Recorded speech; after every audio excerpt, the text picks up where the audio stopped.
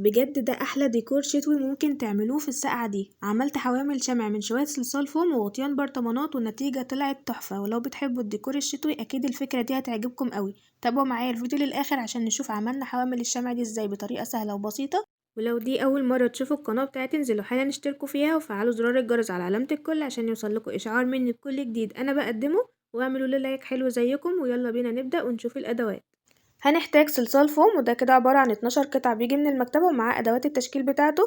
وهنحتاج اي غطا برطمان او قطعة خشب مدورة او اي حاجة متاحة عندك سواء بقى المعدن اللي هو الغطا المعدن بتاع البرطمان ده او البلاستيك. وهنحتاج غيره ابيض. وكمان هنحتاج الشمع اللي احنا هنحطه على الحامل ممكن تبدله بشمع الكتروني.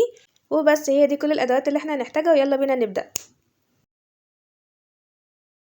هنبدأ بأول فكرة وهنستخدم قطعة الخشب دي ممكن تستبدلوها بقطعة كرتون لو مش متوفرة عندكم. وده صلصال الفوم اللي هحتاجه عشان نعمل حامل على شكل بطريق. هجيب بقى قطعة الخشب دي كده وهبدأ ان انا اغلفها كده بصلصال فوم. جبت بقى قطعة صلصال فوم باللون اللبني على القاعدة كده وهبدأ ان انا افردها بايديا بالشكل ده وبنعمها كده بمنتهى السهولة بتتفرد معايا وبتبقى ناعمة جدا. وببدأ ان انا كل ما احتاج باخد كده قطعة من اللي في ايديا وببدأ ان انا افردها على القاعدة. وعلشان هنا هعمل حامل شموع على شكل بطريق ببدأ ان انا كده اغلف بس نص الدايرة دي باللون اللبني من صلصال الفوم. والنص التاني كده هبدأ ان انا اعمله باللون الابيض. بجيب بقى قطعة الفوم باللون الابيض دي وهبدأ برضو بنفس الطريقة اللي عملنا بيها صلصال الفوم اللي باللون اللبني وهنبدأ كده نفرد الصلصال على القاعدة بالشكل ده. واحدة واحدة كده كأننا بنعمل كده طبقة جليد على القطعة بتاعتنا. وهنا صلصال الفوم بيلزق لوحده من غير غيره عشان السطح بتاع القطعة الخشب دي خشن فبيثبت بكل سهولة. اما لو السطح ناعم مثلا زي قطعة معدن او قطعة بلاستيك بنحط غيرها الاول زي ما هتشوفوا الفكرة اللي بعد كده. قسمت القاعدة زي ما انتوا شايفين كده النص لبني والنص التاني ابيض عشان تديني احساس التلج. وبأي حاجة بقى مدورة حددت كده مكان الشمعة دي كانت قطعة عندي فيها الرسمة دي حبيت ان انا احدد بيها مكان الشمعة بالشكل ده. بعد كده بقى حبيت ان انا اضيف احجار كده حوالين الشمعة اللي انا هحطها. جبت كده قطعة صلصال فوم باللون الابيض واللون الاسود وهبدأ ان انا اعمل ميكس ما بينهم كده عشان عايزة لون رصاصي اعمل بيه الاحجار اللي انا هعملها بالشكل ده اللون اللي انا عايزاه. هبدأ بقى ان انا كده اشكل الاحجار اللي انا عاوزاها بحط كده القاعدة على جنب وهبدأ بقى اعمل الاحجار باي شكل عشوائي انتوا حابينه. ده كده شكل الاحجار اللي انا عملتها. هبدأ بقى ان انا كده اثبتها على المكان بتاع الشمعة. برتب كده الاحجار بالشكل اللي انتوا شايفينه ده حوالين الدايرة اللي انا حددتها. وابدأ ان انا اضغط كده على كل حجر زي ما انتوا شايفين عشان كده يغطي اي مساحة فاضية او فراغ ما بين كل حجر والتاني بالشكل ده. طريقتها سهلة جدا وبسيطة مش هتاخد منكم اي وقت بجد. انا بحاول ان انا اشرح لكم كل حاجة بعملها عشان لو حد بيتعلمها لاول مرة او حد حابب ان هو ينفذها يعملها بكل سهولة. وبكده القاعدة بقت جاهزة. هنبدأ بقى ان احنا نشكل البطريق. هجيب كده كرة من صلصال الفوم باللون الاسود وهبدأ ان انا كده اعملها على شكل بيضاوي شوية وبعدين هضغطها بالشكل ده. بقى معايا كده جسم البطريق. هجيب بقى قطعة صلصال فوم باللون الاورنج وهبدأ ان انا كده اشكل الرجل بتاعة البطريق. ببدأ كده ان انا اعمل الكرة كده على شكل بيضاوي بسيط. وبأداة التشكيل كده هبدأ ان انا اعمل خطين كده من فوق علشان تدي كده شكل رجل البطريق بالشكل ده. وبظبطها كده وبشكلها بايدي بالشكل ده كده عشان تبقى شبه رجل البطريق كده وهو قاعد. وبعمل الرجل التانية بنفس الطريقة وبأداة التشكيل كده ببدأ برضو ان انا اشكل كده الرجل بالشكل ده. وبعد كده بقى اثبت الرجول تحت كده جسم البطريق بالشكل ده كأنه قاعد كده. بعد كده جبت قطعة صلصال فوم باللون الابيض وهبدأ ان انا كده اشكلها على شكل بيضاوي بالشكل ده. وبأداة التشكيل كده هبدأ ان انا اعمل حركة كده بأداة التشكيل من فوق زي مسافة كده او فتحة صغيرة علشان تديني كده الشكل اللي بيكون في وش البطريق من فوق كده. وبعدين هثبتها على البطريق بالشكل ده. وبالأداة دي كده هبدأ ان انا انعم الشكل كده واضغطها كويس على الجسم عشان تثبت اكتر. وبأداة التشكيل كده بحدد مكان العين. وبصلصال فوم اسود حطيت العيون وصلصال فوم اورنج عملت كده البق او المنقار بتاع البطريق بس للاسف الكاميرا فصلت في الخطوة دي بتاعه تركيب العين والبق. بعد كده بقى عملت كده حددت بصلصال الفوم الاسود شكل الجناحات بتاعه البطريق وثبتها على جسم البطريق بالشكل ده. هركب بقى جناح البطريق التاني بالشكل ده كده بنفس الطريقة وبظبطه كده بايديا. بس المرة دي ثبت قطعة رفيعة كده كأنها سيخ شوي في دراع البطريق. ده كده سلك موجود عندي كده رفيع ممكن تستبدلوه بخلة سنان لو مش موجود عندكم السلك ده. وهبدأ بقى ان انا ادخله كده في دراع البطريق واثبته كويس. هجيب بقى البطريق كده وابدأ ان انا اثبته كده على القاعدة البيضاء كأنه واقف على التلج بالشكل اللي انتوا شايفينه ده. وثبته كويس كده واتأكدت ان هو ثابت في مكانه. هجيب بقى قطعة صلصال فوم باللون الابيض صغيرة كده وهبدأ اشكلها كأنها مارشميلو، وهبدأ ان انا اثبتها على السلك اللي انا عملته كأنه عصاية شواء كده او سيخ شواء، وهبدأ ان انا اثبته كده على السيخ ده. وبس كده بقى معانا حامل شموع على شكل بطريق، شكله قمر قوي، طريقته سهلة وبسيطة، لازم تجربوها. وده بقى شكلها النهائي مع الشمعة. تقدروا بقى ان انتوا تحطوا شمعة عادية زي دي او شمعة الكتروني اللي انتوا حابينه. وبما ان كده البطريق ماسك مارشميلو، حبيت ان انا اديله تاتش كده كأنه بيشوي المارشميلو بجد. جبت كده قلم فلوماستر باللون الاورنج وبدأت ان انا الون كده المارشميلو من فوق كأن البطريق بيشوي على النار فعلا. هنحط بقى الفكرة دي على جنب كده ونبدأ بتاني فكرة.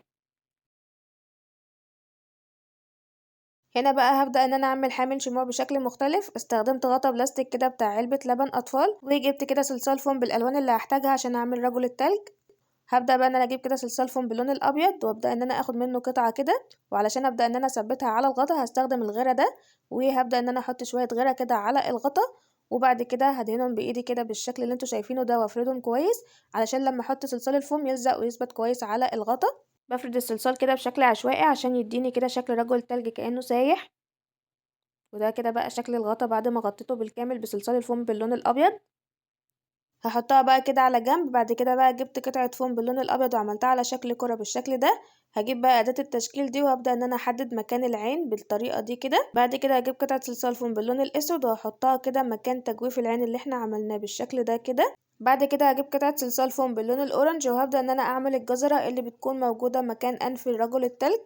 هبدأ بقى ان انا اشكلها بالشكل ده، وبأداة التشكيل كده هعمل فيها الخطوط بتاعة الجزرة. وبأداة التشكيل دي كده هبدأ ان انا اعمل تجويف كده لمكان الانف، وهبدأ ان انا اثبت الجزرة دي كده بالشكل ده.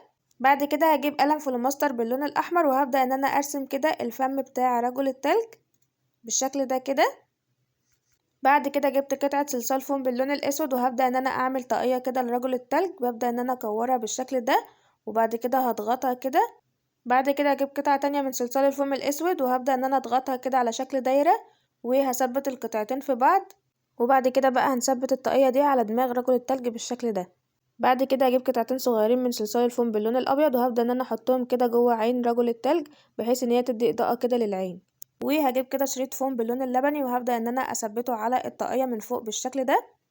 وبعد كده هجيب قطعة صلصال فوم باللون الأحمر هعمل منهم 3 كور كده، وهبدأ إن أنا أثبتهم كده على الطاقية من الجنب كأنهم كده شبه الكريز كده اللي بيكون موجود في زينة راس السنة. وده كده بقى شكلها بعد ما ركبنا الطاقية. هبدأ بقى أجيب الغير الأبيض ده كده وأحط كده نقطة منه على القاعدة، وهثبت دماغ رجل التلج بالشكل ده.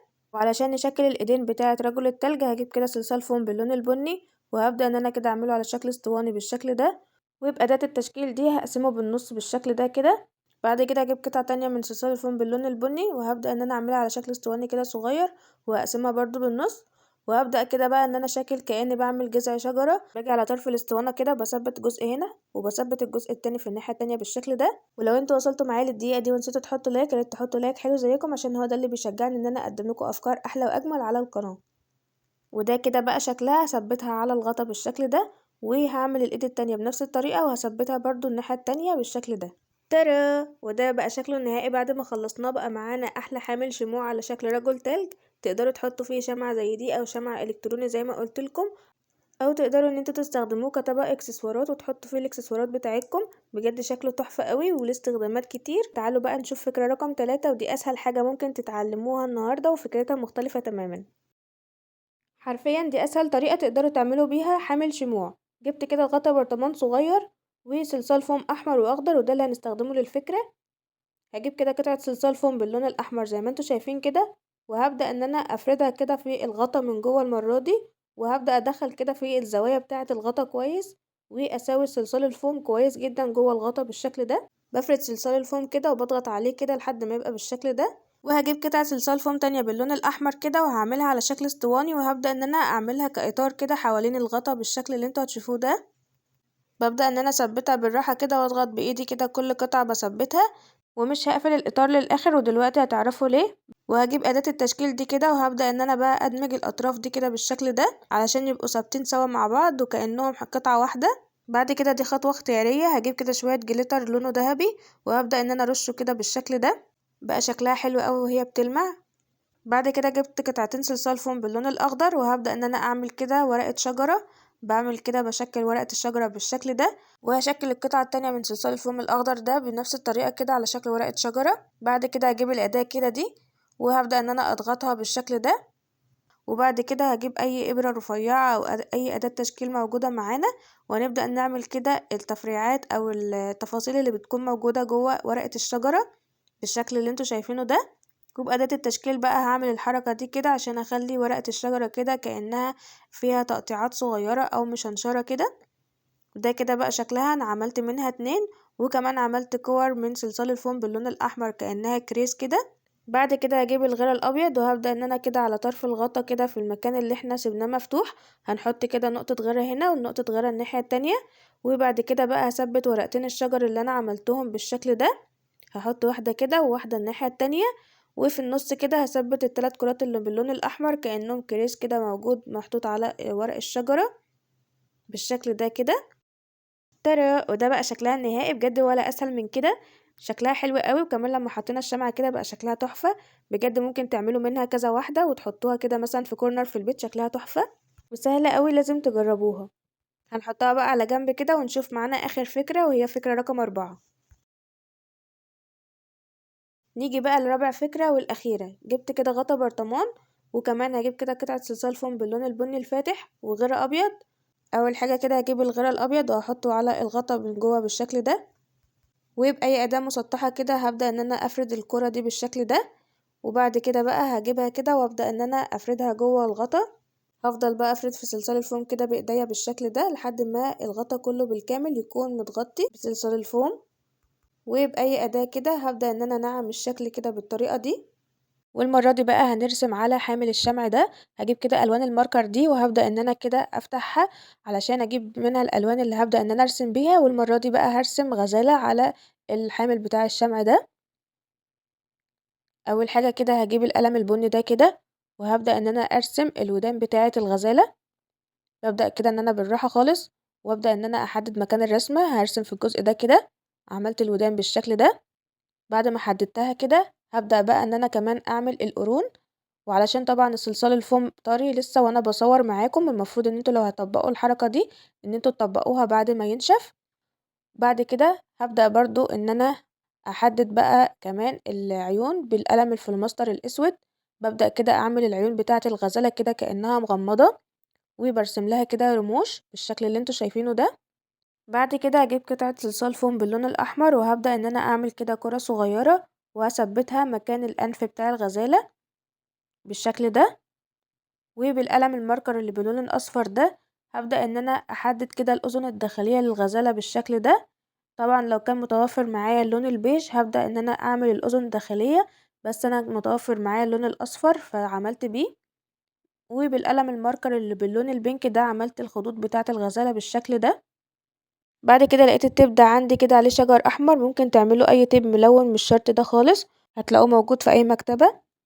وهنبدأ ان احنا كده نلزقه على الاطار بتاع البرطمان كده من بره بالشكل ده. بعد ما لزقت التيب كده بالكامل على الاطار بالشكل ده، هجيب بقى المونيكير الذهبي ده، ودي خطوة اختيارية، وهبدأ ان انا اعمل كده تاتشات على حامل الشموع اللي على شكل الغزالة القمر ده.